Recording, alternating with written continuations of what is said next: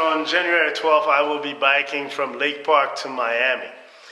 The purpose of the entire biking trip is to entice you, those of you who are listening, to start raising funds for Haiti. And the goal is for us to reach $1 million by January 12th. Now I'm going to take you through some of my workout real quick.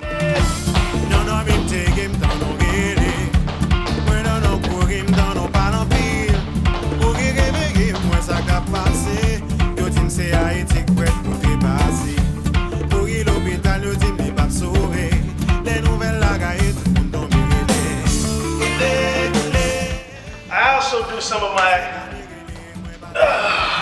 push-ups.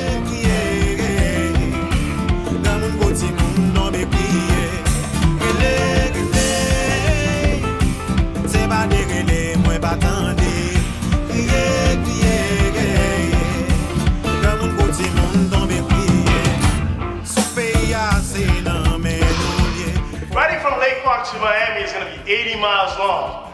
This is the hardest part. Riding on a bicycle for 80 miles.